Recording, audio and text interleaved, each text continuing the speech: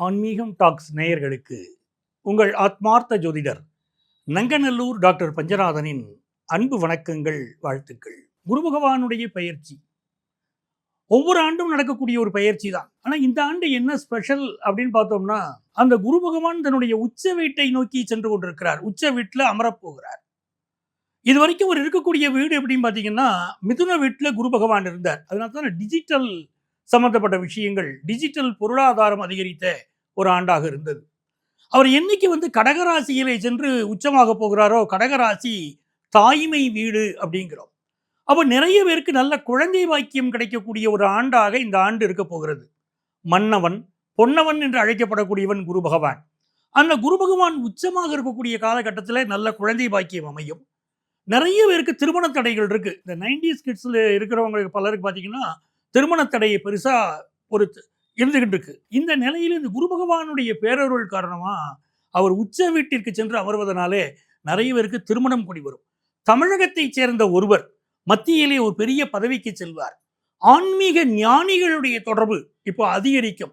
ஆன்மீக பூமியாக மாறுவோம். ஆன்மீகத்தில் மக்களுடைய ஈடுபாடு அதிகரிக்கும். குழந்தை பாக்கியம் அதிகரிக்கும். பொதுவாக இந்த குரு பகவான் உச்சமாக இருக்க போகிறார் அப்படிங்கிறதுனால தங்கத்தின் விலை மிக அதிகமாக ஆகக்கூடிய ஒரு ஆண்டாக இருக்கும். தங்கத்தினுடைய விலையில ஒரு ஃப்ளக்சுவேஷன் இருக்கும். என்ன சார் தங்கத்தின் விலை அதிகரிக்குங்கிறீங்க, ஒரு ஃப்ளக்சுவேஷனும் இருக்கும் சொல்றீங்க அப்படின்னா, சனி பகவான் குருவுடைய வீட்டில் இருக்காரு. அதனால தங்கத்தின் விலையில ஃப்ளக்சுவேஷன். அதே சமயத்திலே குரு பகவான் உச்சமாக இருப்பதனால் தங்கத்தின் விலை கூடும். 10,000 ரூபாய் தங்கத்தின் விலை குறைந்தால் 30,000 ரூபாய் இந்த ஆண்டு தங்கத்தின் விலை கூடியே தீரும்.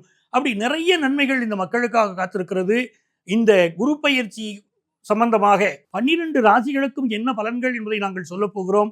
பாருங்கள், உங்கள் கருத்துக்களை பகிருங்கள்.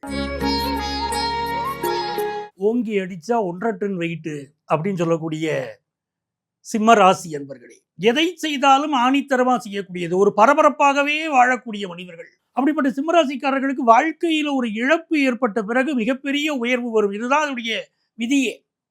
இப்ப 12ஆம் இடத்துல குரு பகவான் வருகிறார். அது நல்ல ஸ்தானமான இல்லை. அப்ப 12ஆம் இடத்துல குரு பகவான் வருகிறாரு. எனக்கு ஒரு இழப்பு ஏற்படுமா அப்படின்னா, சுப விரயங்கள் ஏற்படக்கூடிய காலம் அப்படின்னு சொல்றோம். ஆனால் இழப்பிற்காக நீங்க இன்னைக்கு கவலைப்படுற மாதிரி தெரியும், எதிர்காலத்தில் சந்தோஷப்படுவீங்க. அதற்கு பிறகு என் வாழ்க்கை உயர்ந்தது அப்படின்னு சொல்லுவீங்க. மகம் நட்சத்திரத்துக்காரர்களை பொறுத்த வரைக்கும் இந்த காலகட்டத்தில் பெத்த தாயுடைய உடல் நலத்துல அதிக அக்கறை எடுத்துக்கொள்ள வேண்டும். மகம் நட்சத்திரத்துக்காரர்கள் இந்த காலகட்டத்தில் வம்பு வழக்கு கோர்த்து கேஸ் எது இருந்தாலும் ஒதுக்கி போயிடணும். இந்த ஆண்டுடைய பிற்பகுதியில் பார்த்தீங்கன்னா ஞான மார்க்கத்தில் மனசு ஈடுபடும். இதெல்லாம் உங்களுக்கு கேதுவை நாதனாக கொண்ட மகம் நட்சத்திரத்துக்காரர்களுக்கு அவ்வளவு விஷயங்கள் நடக்க போகுது. எல்லா கேஸுகளும் உங்க மேல பாயும். சும்மா இருந்தா கூட தேடிக்கிட்டு வரும் பிரச்சனை. அப்ப நம்ம அமைதியா போக வேண்டிய ஒரு காலகட்டம். அதே நேரத்தில் பூரம் நட்சத்திரத்தை சேர்ந்தவர்களுக்கு நண்பர்களால் சோதனை வரும். யாரை உற்ற நண்பர் நினைச்சோமோ, ஒரு பிசினஸ் பண்ணிக்கிட்டு இருக்கோம், யாரை கூட்டாளின்னு வச்சிருந்தோமோ, கூட்டாளிகள் நமக்கு பிரச்சனை தருவாங்க. அந்த காலகட்டம் கணவன் மனைவி உறவுல 7 சனி பகவான் போய் 8ஆம் இடத்துல உட்கார்ந்துருக்காரு. கணவன் மனைவி உறவுல அங்க ஒரு சிக்கல் வருகிறது. அப்போ குரு பகவானுடைய அனுக்கிரகமும் அங்க உங்களுக்கு கிடைக்குது. இருந்தாலும் கணவன் மனைவி உறவுல ஒரு சிக்கல் வந்த பிறகுதான் அதை நிவர்த்தியை தருவார். குரு பகவான் பிரச்சனை வராம பண்ண மாட்டாரு. பிரச்சனை வந்த பிறகு நிவர்த்தி செய்ய பெரியவர்களுடைய அறிவுரையை கொடுப்பார். அதுதான் இந்த பூரம் நட்சத்திரத்துக்காரர்களுக்கு நடக்கும். அதை போல கம்யூனிகேஷன் சம்பந்தப்பட்ட செக்டார்ல பலருக்கு பிசினஸ் ஆரம்பிப்பாங்க, ஸ்டார்ட் அப் கம்பெனி ஆரம்பிப்பாங்க. அதெல்லாம் பூரம் நட்சத்திரக்காரர்களுக்கு இப்ப நடக்கும். வெளிநாட்டில் இருக்கேன், எனக்கு சரியா திருமணம் ஆகலைங்க, வெளிநாட்டில் இருக்கிறதுனால இப்ப பொண்ணு கொடுக்க மாட்டேங்கிறாங்க. அப்படிப்பட்ட காலகட்டத்தில் திருமணத்திற்கு நல்ல வரனமையும். இது பூரம் நட்சத்திரத்துக்காரர்களுக்கு அமையும். புதிய தொழில் தொடங்கலாம். பெண் தொழில் முனைவோர்களுக்கு மிகப்பெரிய வளர்ச்சி வருங்க. அதை நீங்க பார்க்க போறீங்க. அப்போ குடும்பத்தில் அதே போல மங்கள பேச்சுவார்த்தைகள், திருமணம் சம்பந்தப்பட்ட பேச்சுவார்த்தைகள் மிகச் சிறப்பாக நடக்கும். புதிய தொழில் ஒப்பந்தங்களில் கையெழுத்து போடக்கூடிய யோகம் கிடைக்கும். கண்களில் பாதிப்பு இருக்கும். கண் திருஷ்டி பிரச்சனைகளும் இந்த பூரம் நட்சத்திரக்காரர்களுக்கு அதிகம் இருக்கும். உத்திரம் நட்சத்திரத்தை சேர்ந்தவர்களுக்கு இப்பொழுது மிகப்பெரிய உயர்வுகள் தேடி வரும். அரசியலில் உயர்வு. நீங்கள் பணியாற்றக்கூடிய இடத்துல ஒரு அரசு அதிகாரியாக இருந்தால் அதை விட ஒரு பெரிய ப்ரொமோஷன் கிடைக்கக்கூடிய யோகம். தனியார் துறையில் இருக்கக்கூடியவர்களுக்கு வெளிநாட்டில் பணிபுரியக்கூடிய யோகம். பலருக்கு மல்டிநேஷனல் கம்பெனியில் வேலை கிடைக்கக்கூடிய யோகம். ஹையர் எஜுகேஷன் உங்களுக்கு படிக்கக்கூடிய யோகம். அப்படி சொத்து வாங்கக்கூடிய யோகம், பூர்வீக சொத்து கிடைக்கக்கூடிய யோகம்னு பல நன்மைகள் உங்களுக்கு காத்திருக்கு. இந்த காலகட்டத்தில் யாரை வழிபட்டால் எங்களுக்கு நன்மைகள் நடக்கும் அப்படின்னு நீங்க கேட்டீங்கன்னா, குரு பகவானே வழிபட்ட ஒரு தலம் இருக்கும் அல்லவா, குரு பகவானே வழிபட்டு வாழ்க்கையில் உயர்வடைந்த ஒரு தலம் உண்டு அப்படின்னா தேவூர். திருத்துறைப்பூண்டி அருகில் இருக்கக்கூடிய தேவூர். அந்த தேவூருக்கு சென்று அந்த இறைவனை நீங்கள் வழிபடுவார்கள். தேவகுருநாதன், அந்த தேவகுருநாதனை சென்று நீங்கள் வழிபடுகிற போது குரு பகவானே வழிபட்ட தலம் என்பதனால் உங்களுக்கு அற்புதமான பலன் கிடைக்கும். எனதருமை சிம்மராசி அன்பர்களே, என் நெஞ்சிற்கினிய கன்னிராசி அன்பர்களே, கன்னிராசி அன்பர்களுக்கு திருமண வாழ்க்கையை பற்றி நண்பர்கள் சொல்கிற போது வாழ்க்கையில நிறைய பிரச்சனைகள் அந்த திருமண வாழ்க்கையில் இருக்குங்கிறாங்க. அவருடைய கர்மா வாங்கி வந்த கர்மா அப்படி. ஏன்னா 4 கார்னர் ராசி, அது மிதுனம், கன்னி, தனுசு, மீனம் 4க்குமே களத்திர ஸ்தானம் என்பதுதான் பாதகஸ்தானம். யார் லைஃப் பார்ட்னரா வராங்களோ அவங்க புரிஞ்சுக்கிடவே மாட்டாங்க. நம்முடைய மனசு உணர்வும் லைஃப் பார்ட்னருடைய மனசு உணர்வும் ஒத்து போகாது. அது வாங்கி வந்த வரம். அதனால அந்த வரத்தை மாத்துறதை விட அந்த வரத்துக்கு தகுந்தாற்போல் நம்மளை அட்ஜஸ்ட் பண்ணிக்கிட்டு போறது நல்லது. இது யாருக்கு சொல்லலாம், பிறருக்கு அட்வைஸ் பண்ணலாமானா கூடாது. கன்னிராசிக்காரங்களுக்கு சொல்லலாம். ஏன்னா கன்னிராசிக்கு அதிபதி புதன் பகவான். ஒரு மிதுன ராசிக்காரர்கள் புத்திசாலிகள், அதுவும் புதனுடைய வீடு. கன்னிராசிக்காரர்கள் அதிபுத்திசாலிகள். அதுவும் அதிபுத்திசாலிகளா இருக்கக்கூடியவர்கள் ஒரு குடும்ப வாழ்க்கையில கணவன் மனைவி உறவுல ஒரு கன்னிராசி மனைவி ஒரு அட்வைஸ் பண்றாங்கன்னா கணவனுக்கு பிடிக்காது. ஏன்னா இந்த அட்வைஸ், உங்க அட்வைஸை கேட்டு எப்படிங்க நடக்கிறது, எதுக்கு எடுத்தாலும் அட்வைஸ் பண்றீங்களே அப்படின்னு தோணும். அப்படிப்பட்ட கன்னிராசிக்காரர்கள் உத்தர நட்சத்திரத்தில் ஒருத்தர் பிறந்திருக்கிறாரு அப்படின்னு சொன்னா இவர்களுக்கு இந்த வாழ்க்கை இந்த காலகட்டத்தில் கோர்ட்டு கேஸ் வம்பு வழக்கு வரக்கூடிய அமைப்புகள் இருக்கு. அதே நேரத்தில் அரசு துறையில் இருக்கக்கூடியவர்கள் ரொம்ப கவனமாக இருக்கணும். சிலருக்கு இப்போ டிரான்ஸ்ஃபர் கிடைக்கும். அரசு துறையில் இருக்கக்கூடியவர்கள் லஞ்ச லாவணிய வழக்குகளில் சிக்கிக்கொள்ளக்கூடிய அமைப்பு கடந்த காலகட்டத்தில் ஏற்பட்டிருக்கும். இன்னும் சிலருக்கு அந்த அமைப்புகள் இருக்கு. அதனால இந்த காலகட்டத்தில் கொஞ்சம் அடக்கமாக இருந்து கொள்வது என்பது அவர்களுக்கு நல்லது. தனியார் துறையில் உயர் பதவியில் இருக்கக்கூடியவர்களுக்கும் இந்த மாதிரி வழக்குகளில் சிக்கிக்கொள்ளக்கூடிய அமைப்பு உண்டு. உடல் நலத்திலும் சிலருக்கு பாதிப்பு இருக்கலாம். உங்க வீட்டில் இருக்கக்கூடிய மூத்த பிள்ளைக்கு சிலருக்கு உடல்நல பாதிப்பு இருக்கலாம், தந்தைக்கு உடல்நல பாதிப்பு இருக்கலாம். அதிலெல்லாம் நம்ம கவனமாக இருக்கணும். ஆனால் ஆன்மீக வழிகளில் பயணம் செய்யக்கூடியவர்களுக்கு இது நல்லது ஒரு காலம். இதே நேரத்தில் அஸ்த நட்சத்திரத்தை சேர்ந்தவர்களுக்கு தொட்டதெல்லாம் மண்ணை தொட்டாலும் பொன்னாகுங்கிறாங்க. நல்ல வேலையில ப்ரமோஷன், புதிய வேலை கிடைக்கக்கூடிய யோகம், செய்தொழில் நல்ல லாபம். நீங்க ஒரு கம்பெனி நடத்துறீங்கன்னா அந்த கம்பெனிக்கு நல்ல பணியாளர்கள் கிடைக்கக்கூடிய யோகம் அது இப்போ உங்களுக்கு சேருது.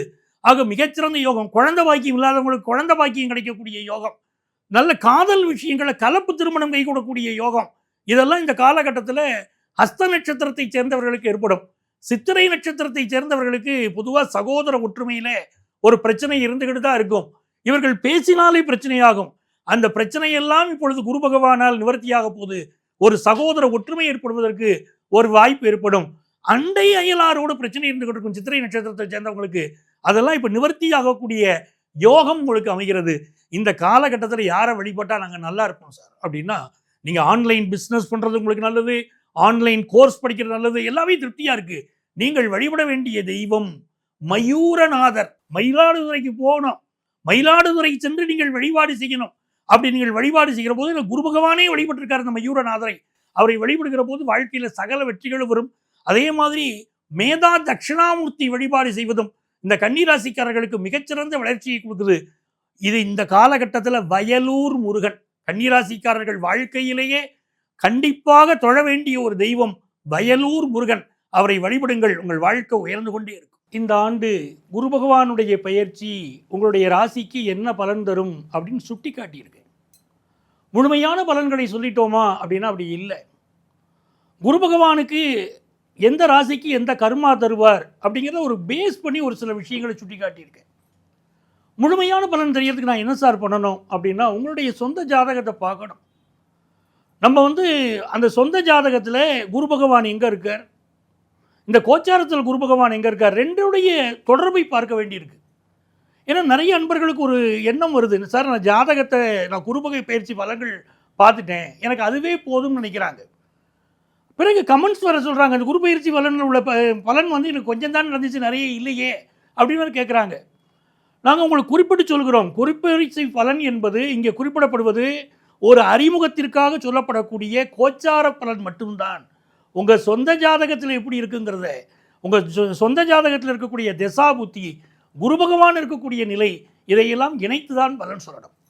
ஒரு உதாரணமாக சொல்கிறேனே, உங்களுக்கு குரு பகவானால் இந்த ஆண்டு பொருளாதார வளம் வரும் அப்படின்னு சொல்கிறேன். ஆனால் உலக ஜாதகப்படி இந்த ஆண்டு எப்படி இருக்குன்னா, இப்போ தமிழகமே நீங்கள் எடுத்துக்கோங்களேன்.